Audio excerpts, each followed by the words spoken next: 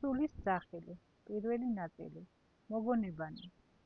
სოფლის პატარა ორგობე, ქვიანი, ოღრო-ჩოღრო ორმოებიანი, გზის იქით აქეთ დიდი ქვის ლოდების შიგადაშიგ წამოწოლილა და ისეთ თავბეჭდილებას ტოვებს გამლელზე, რომ თითქოს წინაპართა აჩრდილების სოფელში შესულ თამომავლობას ეგებება და მოფერებას და ალერტს ითხოვს.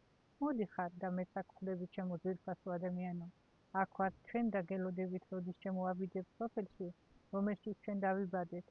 ვიცხოვრეთ და გავლიეთ წუთი სოფელი კეთილად და პატიოსნად და ახლა ის დღე დაგვრჩენია, დღე და ღამე აი აქ მდუმარეთ ყოფნი, სულ მოუთქმელად ველოდებოდეთ თქვენს გამოჩენას, რომ კიდევ ერთხელ გითხრათ თუ როგორ გვიყარხართ თითოეული თქვენგანი, როგორ ვამაყობთ თქვენით, როგორ ლოცულობენ თქვენთვის წინაპართა სულები.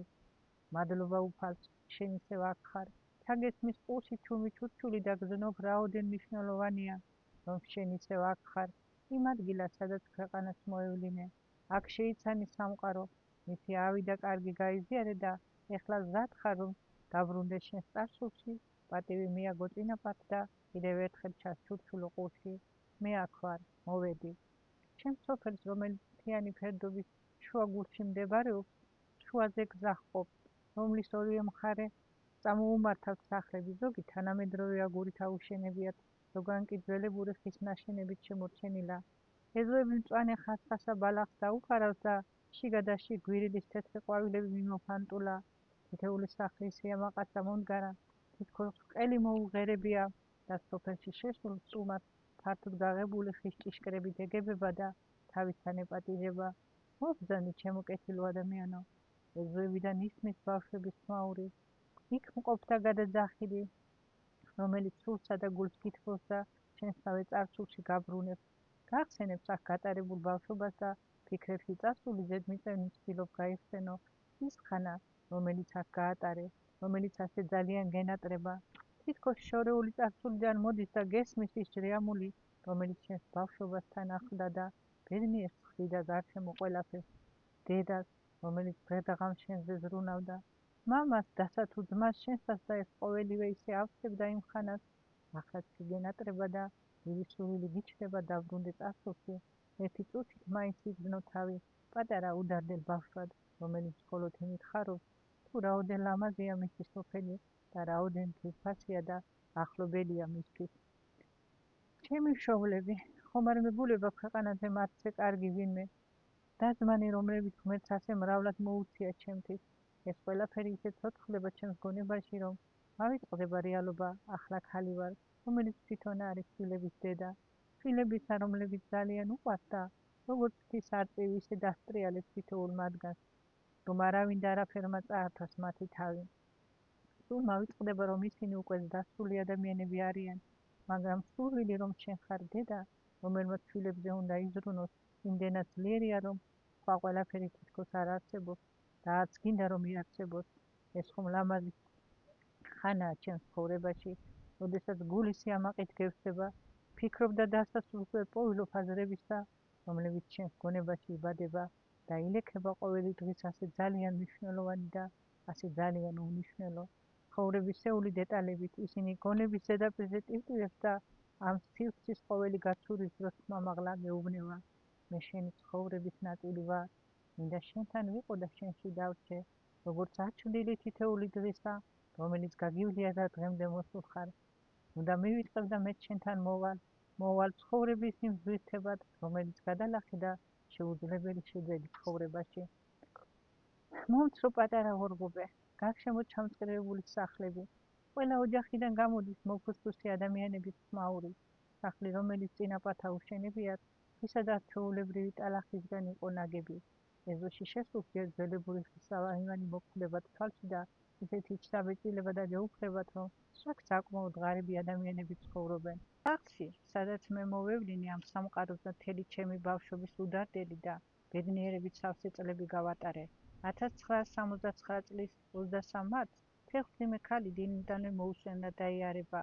აქეთ-იქით ადგილს ვერ პოვილობს, იშმუშნება, მუცელზე ხელს იდებს და გონი მტკივა, ეუბნება მეუღლეს და მშობიარობის მოლოდინში ბოლთას სცემს. მიუხედავად იმისა, რომ ეს მეექვსე მშობიარობაა დედისთვის, მაინც ღელავს, რომ ყველაფერი კარგად დამთავრდეს. მეუღლე იმედს აძლევს და ეზოში ბოლთას ცემს. მშობლები ხომ ისეთი ღარიბები არიან, რომ ძლივს ახერხებენ, რომ შვილები გამოკვებონ. მეექვსე კი მართვის კიდევ ერთი ადამიანია, რომელზედაც უნდა იზრუნონ.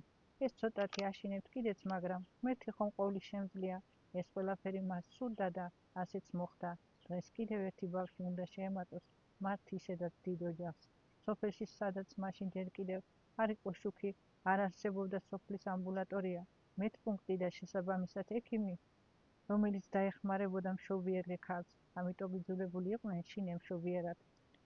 დაუძახე თამარას, თხოვა ქალმა მეუღლეს. ახლავე პასუხი დაუბრუნა მეუღლემ და მეზობლის ქალთან გაიქცა. ბებო, ჩვენი მეზობელი ქალბატონი იყო, რომელიც საკმაოდ კარგად ფლობდა ბებია ქალის პროფესიას. ხშირად ეხმარებოდა ქალებს მშობიარობაში, რომ ყველაფერი კარგად დასრულებულიყო. სოფელში მისი ძალიან დიდი იმედი ჰქონდათ, რადგან ამ საქმეში მას იმ დროისთვის საკმაოდ დიდი გამოცდილება შეეძინა და მის პროფესიონალიზმსა და ერთგულებაში ეჭვი არავის ეპარებოდა. მისი აყვანილი სოფელში ბევრი ბავშვი იყო და რა თქმა უნდა ყველა ჯანმრთელად და უპრობლემოდ იზრდებოდა. ამიტომაც მას სოფელი ბრმად ენდობოდა და აფასებდნენ კიდეც.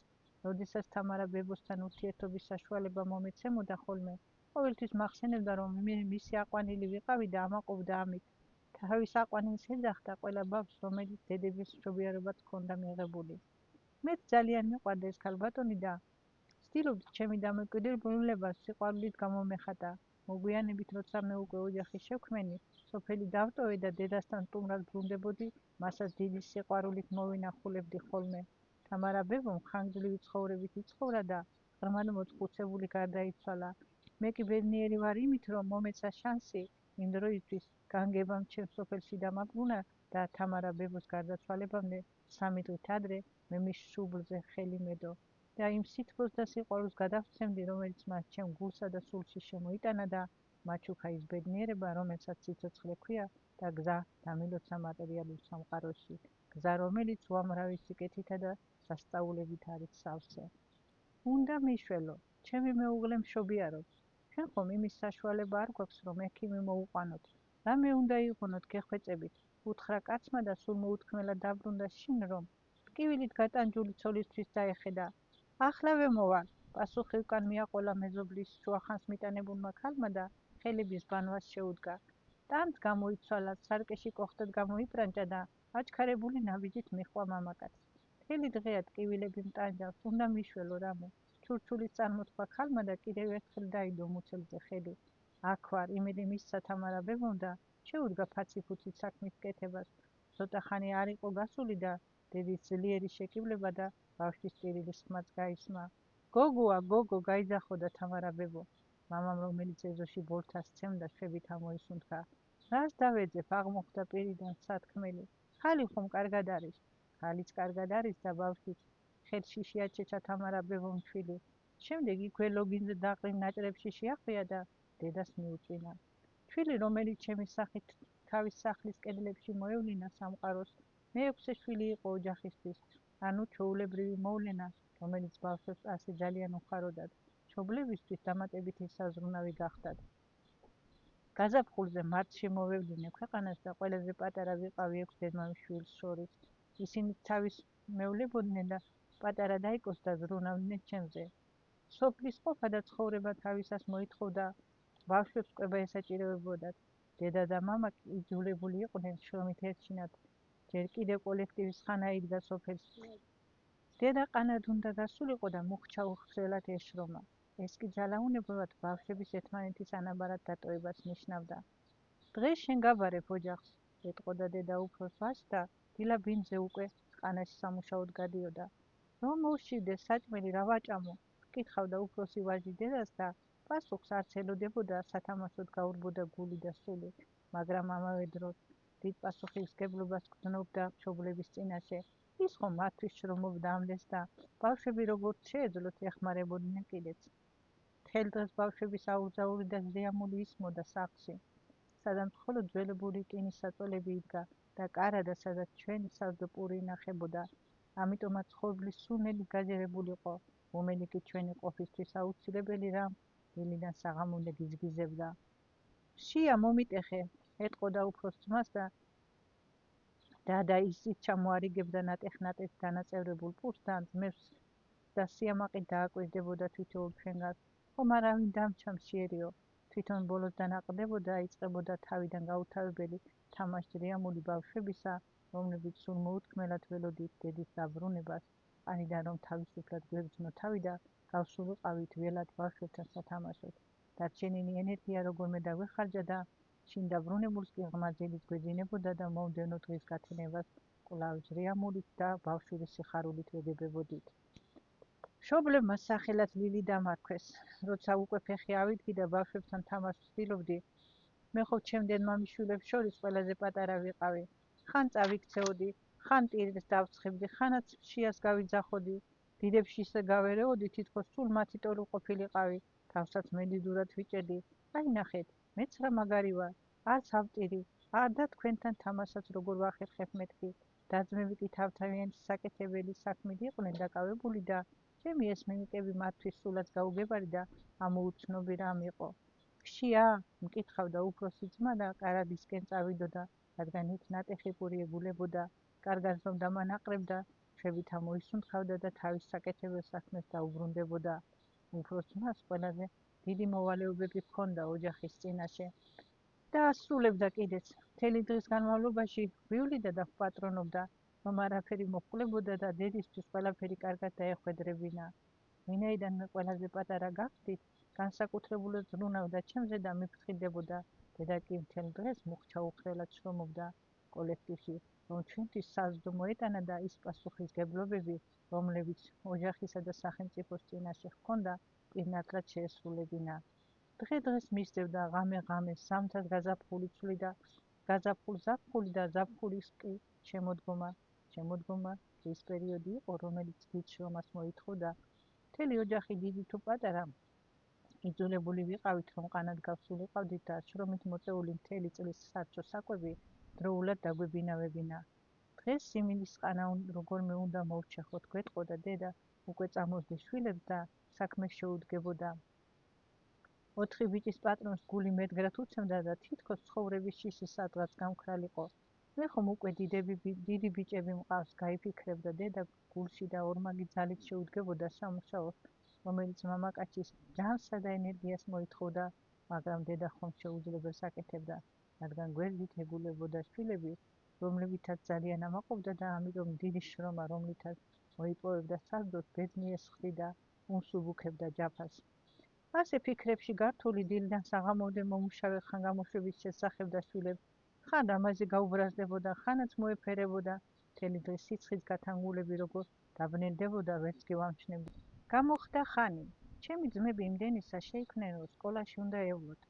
კომუნისტების ხანა იდგა სოფელში, სადაც სოფლის თავმჯდომარე და ბრიგადირი ყველაფერს განაგებდნენ. ყველა ადამიანი ვალდებული იყო მონაწილეობა მიეღო კოლექტივში, რომელსაც თავის მხრივ უნდა შეესრულებინა აუცილებელი პირობა და თითოეული ადამიანისთვის მიეცა სამუშაო. არც დედა იყო გამონაკლისი და შესაბამისად ყოველ წელს ნორმად აღებულ სამუშაოს გეგმის გადაჭარბებით ასრულებდა. ამ ყველაფერს დედა დიდი შრომით და გარდით ახერხებდა და არც სახელმწიფო რჩებოდა ვალში. წლის ბოლოს საუკეთესო მშრომელებს მედლით აჯილდოებდა, რომელიც დედას უკვე მრავალჯერ მიეღო და საამაყო და სათქმელი ბევრი ჰქონდა.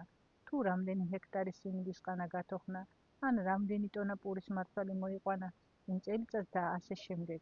ჩვენი სოფელი ძირითადად მესიმინდეობასა და მეცხოველობას მისდევდა, რადგან იმდენად ნოყიერი მიწები არ ჰქონდა, რომ ადამიანს ყველაფერი მოეყვანა.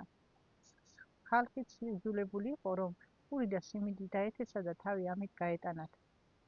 კარგად გათენებული არც იქნებოდა, დედამ საქონელს მოუარა, ძროხა მოწელა და ძეს სახლში შემოიტანა. მერე პირუტყვით მინდვრად გარეკა. უკან დაბრუნებულმა კი ღუმელი აანთო. ახლად მოწელილი ძე კარგად გადაწურა და ღუმელზე შემოდგა. სანამ ძე ადუღდება, მანამ ჭადს გამოვაცხობ, გაიფიქრა დედამ. ხელები გადაიბანა და თასი მოძებნა, რომ ჭადის ფქვიდი საცერში გაეტარებინა. ოდნავ თვირი წყალი შეასხა და მარილიც წაუმატა. ახლა მოვზელ და გამოვაცხობ, ამასობაში ბავშვებიც დაიძღვიძებენ, ფიქრობდა დედა. თან ღუმელში კეცის შედო რომ გახურებულიყო, რათა საქმე დაეჩქარებინა. ბავშვების ჭმევა მას სკოლაში წასვლამდე უნდა მოესწრო. შივრები რომ წასულიყვნენ, გული ხომ ვერ მოისვენებდა.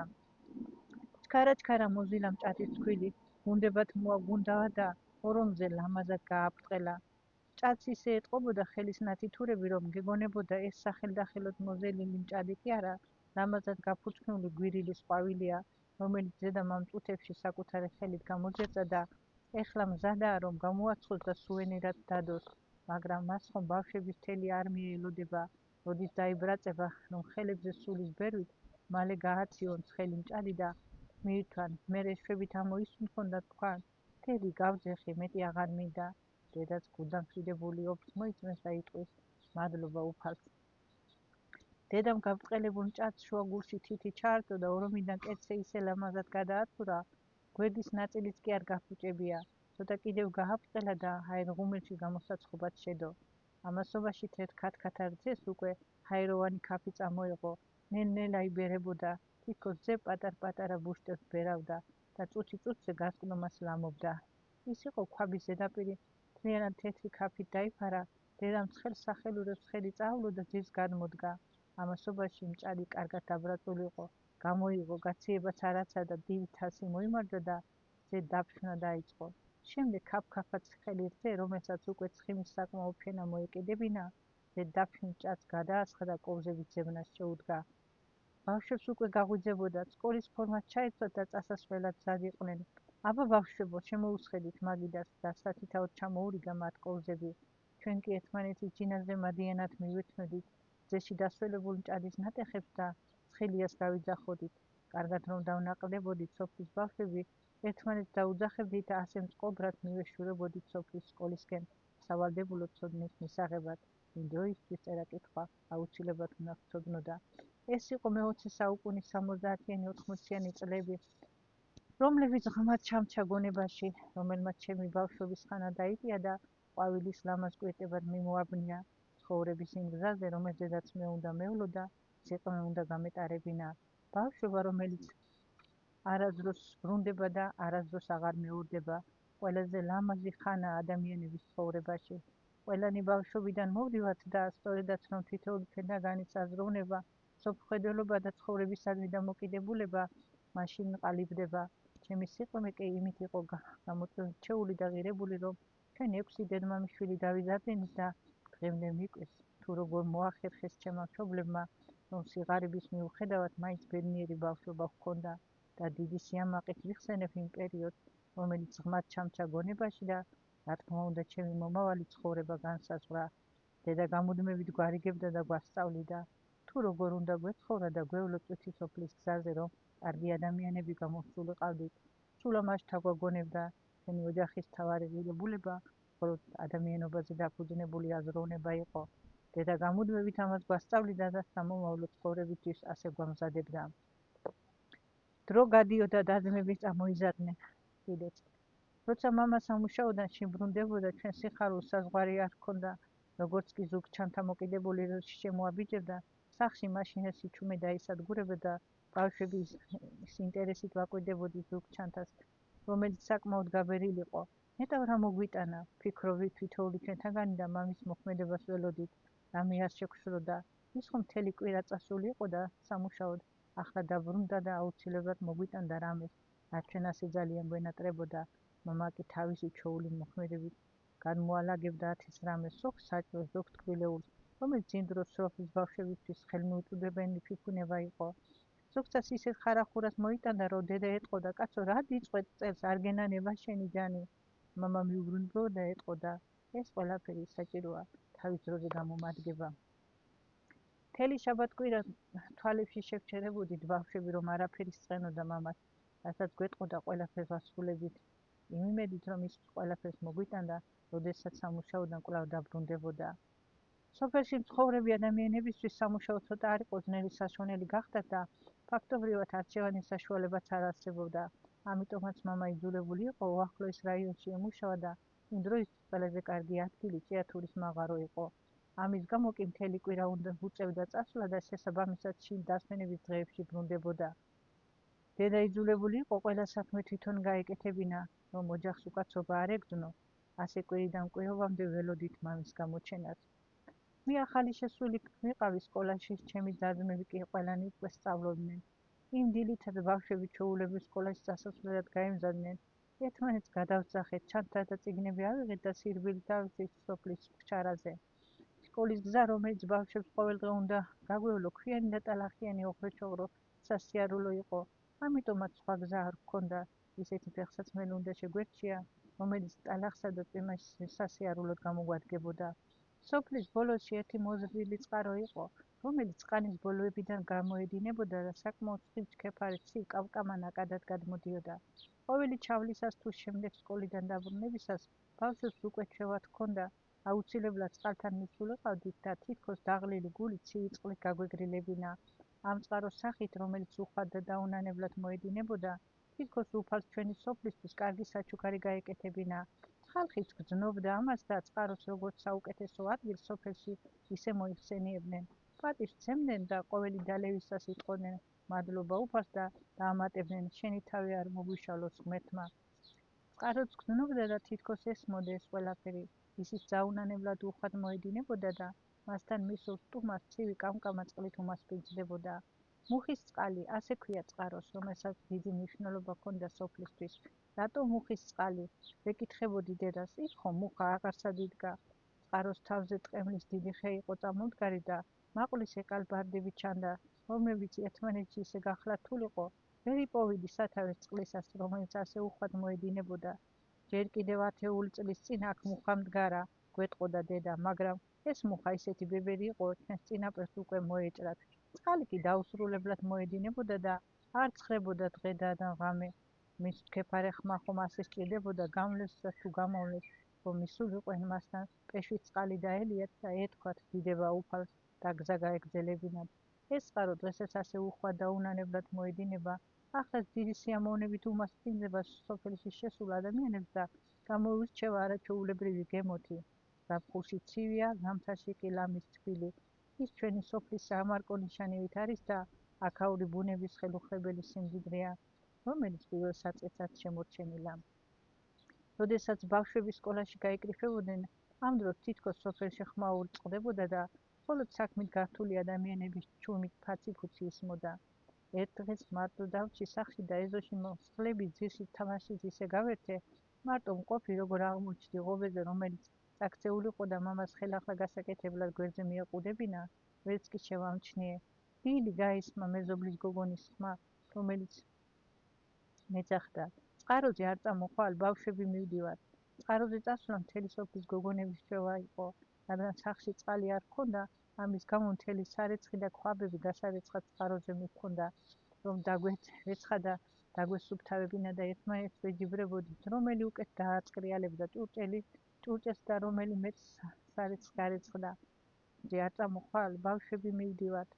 წყაროზე წასვლა მთელი სოფლის გოგონების ჩვევა იყო, რადგან სახლში წყალი არ ჰქონდა, ამის გამო მთელი სარეცხი და ქვაბები გასახერხად წყაროზე მივქონდა, რომ დაგვერეცხა და დაგვესუფთავებინა და ერთმანეთს ვეჯიბრებოდით, რომელი უკეთ დააწყრიალებდა ჭურჭელს და რომელი მეტ სარეცხს გარეცხავდა. ამით მშობლებს ვეხმარებოდით და ჩვენი წვლილი შეჰქონდა ოჯახურ საქმეებში. ფაცი-ფუცით დავიწყეს ძირს ჩამოსვლა, ვერც კი შევამჩნიე, რომ ღობეს ძველი ჟანგიანი ლურსმნები ჰქონდა, რომლებსაც შიგადაშიგ თავი ამოეყოთ იმის მოლოდინში, რომ ვინმე კეთილი ადამიანი უპატრონებდა და თავიანთ ადგილს მიუჩენდა. ვაი დედა, ერთი დავიძახე და დავინახე, როგორ მომდიოდა სისხლი ფეხიდან, რომელიც ლურსმანზე წამომეგო და საკმაოდ ჭრილობაც გამრჩენოდა. ტკივილით გულშეწუხებულ ცრემლებს ღაპა-ღუპით მდიოდა. ვიწმენდი და თან დედას საშველად უხმობდი. ვაიმე მოგიყვდეს დედა, ეს რამდენი სისხლია, ყვიროდა დედა და თან სისხლს მწმენდა. ლურსმანზე ჩამოვიხიე, ვეძახდი დედას და დედის კალთაში თავს და მაინც დაცულად ვგრძნობდი. ამასობაში ვის ბამბა მოჰქონდა, ვის სპირტი, ვის კიდევ ბინტი, რომ ჩემთვის ჭრილობა შეეხვიათ. სისხლი მოუმბანეს, კარგად გამიწმინდეს და სახელდახელოდ შემიხვიეს. მე კი ახლა გული იმაზე მწყდებოდა, რომ ტკივილი მაწუხებდა, თან ისეთი ძლიერი, რომ ბავშვებთან სათამაშოდ ვერ წავედი. მაგრამ არა უშავს, გულს არ ვიტეხდი და დედას ხშირად ვეკითხებოდი, ხომ მომირჩება? დედაც გულს არ მიტეხდა და პასუხობდა, აბა როგორ არ მოგირჩება, სისხლი ხომ აღარ მოგდის, სულ 2 დღეში აღარ გენმახსოვრება.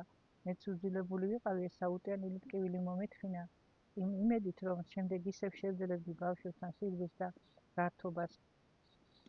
20-იანი წლების მიწურული იდგა, ჩვენი ოჯახი გაჭირვებით ახერხებდა შვილების რჩენას. ვინაიდან 6 დედმამიშვილი ვიყავით, საკვებიც ბევრი გჭირდებოდა. ამისთვის კი ჩემი მშობლები ძალიან ბევრს ომობდნენ და შეძლების დაგვარად ჩვენს ვეხმარებოდით. დედა დიდი იმედებს აყარებდა ჩვენზე. რადგან უკვე წამოზრდილები ვიყავით, საქმის კეთებაც შეგვეძლო. ამიტომ ჯერ იმას მოვრჩებოდით, რასაც დაგვაკისრებდნენ და თუ დრო დაგვრჩებოდა, შემდეგ გავდიოდით ბავშვებთან სათამაშოდ. ასე ვიზრდებოდით მე და ჩემი და-ძმები ოჯახურ ორ ტრიალში ჩართულები და ამით ჩემი მშობლები ამაყობდნენ კიდეც, რომ იმედს უმართლებდით. არასდროს ღალატობდით დედას და მამას და ოჯახში ყველას ჩვენი ფასი და წონა ჰქონდა, რადგან მშობლები არასდროს რაიმე საკითხს ისე არ გადაწყვეტდნენ, რომ ჩვენთვის აზრი არ ეკითხათ და ითვალისწინებდნენ კიდეც. რა თქმა უნდა, ჩვენ ეს ძალიან მოხდონდა, გვიხაროდა და ყველა საქმეს დიდი სიხალისით და სიხარულით ვასრულებდით. ეს ხა გვაკლდა, თქვა დედამ და ჩვენ ბავშვები თავის გარშემო შემოგვიკრიბა. რა მოხდა? ყველასაც თითაოდ ვეკითხებოდით და პასუხის მოლოდინში გარინდებული თვალებში შევცქეროდით, რას გვეტყოდა. მამა ვერ არის კარგად, აღმოხდა პირიდან სათქმელი. წელს იტყიեց, გომინი ექიმს საჭიროებს, უნდა გაესინჯოს. აუცილებლად, თორემ რამე რომ მოუვიდეს, რა გვეშველება, დარდობდა დედა და თან ბავშვების იმედს გვაძლევდა.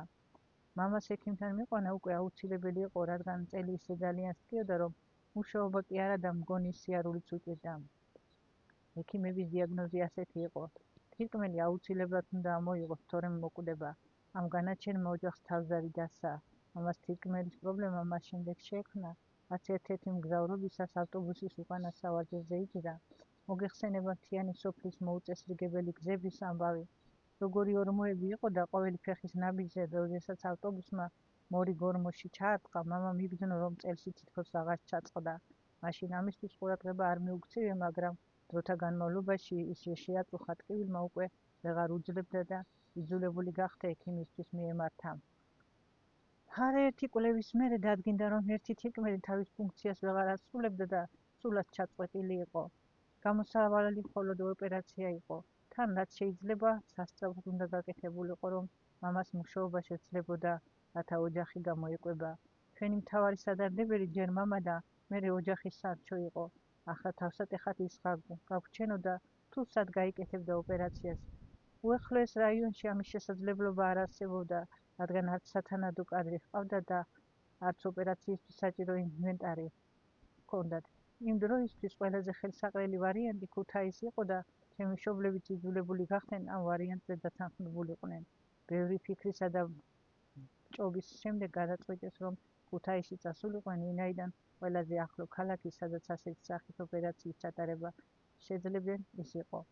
გადაწყდა. მამა ოპერაციას ქუთაისის სამავთყოფოში გაიკეთებდა. საჭირო ნივთები, ტანსაცმელი, ფეხსაცმელი, ჭურჭელი, საჭმელი, ყველაფერი გაამზადა დედამ, რადგან დილით ადრე უნდა გამგზავრებულიყო ქუთაისში, სადაც ოპერაცია უკვე დაენიშნათ. აბა ბავშვებო, ოჯახ თქვენ გიტოვებ. გითხრა დედამ და გათენებული კარგად არც კი იყო, ხელჩანთებით უკვე სოფლის ავტობუსს ელოდებოდნენ. ქუთაისში ოპერაციამ კარგად ჩაიარა. მამას ერთი თირკმელი ამოკვეთეს, მაგრამ გამოჯანმრთელებას დიდი დრო დასჭირდა. ბავშვებს მამა მთელი თვე არ გვენახა. მოგვენატრა კიდეც. დედა მთელი ამ ხნის განმავლობაში თავზე იადგა. შესაბამისად, ქალის საქმეებში ნორა ბიცოლა გვეხმარებოდა და როგორღაც დრო გადიოდა. ნორა ბიცოლა იყო მამა ჩემის ძმის ცოლი და ჩვენი ოჯახის გულშემატკივარი, რომლის იმედიც ჰქონდა დედას და ამიტომაც ჩააბარა ჩვენი თავი მას, რომ ყურადღება მოექცია და ასეც იყო. მთელი ამ პერიოდის განმავლობაში ზრუნველობას არ გვაკლებდა და ძალიან გვეხმარებოდა ბავშვებს. ჩვენ კი სულ ვცდილობდით, რომ მშობლებისთვის ყველაფერი კარგად დაგვეხვედრებინა. ერთი-ორად სასიხარულო იყო ის, რომ დედა გვეტყოდა: ოჯახ ბავშვებო, რა კარგები ხართ, როგორ მოახერხეთ ოჯახის შენახვაო.